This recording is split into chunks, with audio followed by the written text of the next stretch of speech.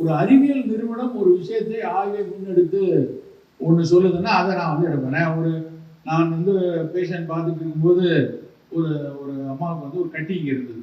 அதுக்கெல்லாம் நாங்கள் டெஸ்ட் பண்ணலாம் பார்த்தோம். அது ஒன்றும் இல்லை, ஒரு சாதாரண ஒரு லிம்ஃப் நோடு தான். அது ஒன்றும் கிரானுலேஷன் இல்லை, டிபி இல்லை, எல்லாம் பார்த்தாச்சு. அதுக்கப்புறம் நான் வந்து அதை வந்து ஒன்றுமே கேட்கல அப்படின்னோடனே நான் வேணா சர்ஜிக்கலாக ரிமூவ் பண்ணிங்க அப்படின்னா, உடனே என் பக்கத்தில் உட்காந்துருக்க டாக்டர் வந்து அவங்க நேஷனல் இன்ஸ்டியூட்டில் இருக்கிற இங்கே படித்த ஒரு பிஜி. அவங்க உடனே, சார் நாங்கள் வந்து சித்திரமூல எண்ணெய் பயன்படுத்துவோம் சார், அதில் கொஞ்சம் பேருக்கு குறையுது சார், நீங்கள் அதை எழுதுங்களேன் அப்படின்னு அவங்க சொல்கிறாங்க. உடனே அந்த பேஷண்ட்டுக்கு டக்குன்னு நம்ம நிப்பாட்டி சித்திரமூல எண்ணெயை வாங்கி, எங்கிட்ட ஸ்டாக் இல்லை, இம்காப்ஸ்ல எங்கேயும் ஆர்டர் போட்டு சித்திரமூல எண்ணெயை வாங்கி யூஸ் பண்ணிட்டே வரோம், குறையுது.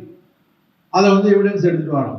ஒரு வீசிங்கோட வந்து ஒரு குழந்தைக்கு வந்து என்ன பண்ணலான்னு ஒன்று நாள் ட்ரை பண்ணிட்டு இருக்கோம். அதெல்லாம் இன்னும் உடனே இங்கே உள்ள பொண்ணு தான், ஒரு பீடியாட்ரிக் படிச்ச ஒரு டாக்டரே என்கிட்ட ஒர்க் பண்ணுறாங்க. அவங்க வந்து புதுசாக ஒரு என்னமா எல்லாம் வளர்க்கும் போது எனக்கு இப்படி கொடுத்தா ஜானத்தை கொடுத்தா கேட்கமானே சார், காக மாசி தைலம்னு ஒன்று இருக்குது சார், நாங்கள் வந்து வெளிப்படுத்தி வச்சு பண்ணுறோம் சார், நேஷனல் இன்ஸ்டியூட்ல நான் ஸ்டடி பண்ணியிருக்கேன்.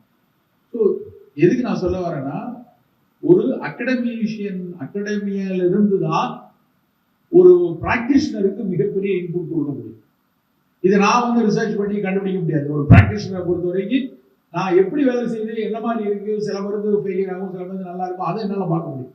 பட் ஒரு இங்கே இருந்து தான் அதனுடைய துவக்க புள்ளி மேலே வரும். ஸோ அந்த அடிப்படையில் there are several questions unanswered to the community இருக்கு. அதுல ரொம்ப முக்கியமான ஒரு புள்ளியாக டாக்ஸிகாலஜி விஷயத்தை பார்க்கணும். அதில் ஃபர்ஸ்ட் திங் எடுத்து பார்த்தீங்கன்னா இந்த 2 கேள்வி தான். ஒன்று, பப்ளிக் நம்ம கிட்ட கேட்குற விஷயங்கள். எங்கிட்ட வரக்கூடிய பேஷண்ட்ஸ்ல பப்ளிக்ல வந்து வரக்கூடிய நிறைய படிச்ச மக்கள் வராங்க. அவங்க வரும்போது முதல் கொஸ்டின் என்ன கேட்பாங்கன்னா, சார் மெட்டல் இருக்கா? First question. Other primary health சென்டர்ஸ்ல ப்ராக்டிஸ் பண்றதுக்கு, சிட்டியில ப்ராக்டிஸ் பண்றதுக்கு ஒரு சின்ன பிரச்சனை வந்து ஃபர்ஸ்ட் கொஸ்டின் மெட்டல் இருக்கா? நம்ம என்ன சொல்லுவோம், இதுல நம்ம கொடுக்குற மருந்துல ஏதாவது மெட்டல் இருந்ததுன்னா, சார் ரா மெட்டீரியல் மெட்டல் தான், நான் நாகபஸ்மம் அடிச்சிருப்பேன், ரா மெட்டீரியல் மெட்டல் தான், ஆனா அது வந்து ஃபினிஷ்டு ட்ரக்கா இருக்கும்போது அது ஒரு சால்ட்டு, அந்த சால்ட் வந்து 100% வந்து உங்களுக்கு ஒன்றும் பிரச்சனை பண்ணாது, அப்போ அவன் கன்வின்ஸ் ஆக மாட்டான். எவிடன்ஸ் இருக்கா சார்? ரொம்ப படிச்ச ரொம்ப பெரிய ஆளுங்கள்லாம் என்ன பண்றாங்கன்னா, நான் கொடுக்குறத 1000 ரூபாய் கொடுத்து அட்டாமிக் அப்சார்ப்ஷன் ஸ்பெக்ட்ரோமீட்டர்ல போட்டு அனாலிசிஸ் பண்ணிட்டு அதுக்கப்புறம் சாப்பிட்ற ஆளுங்க இருக்காங்க சென்னையில.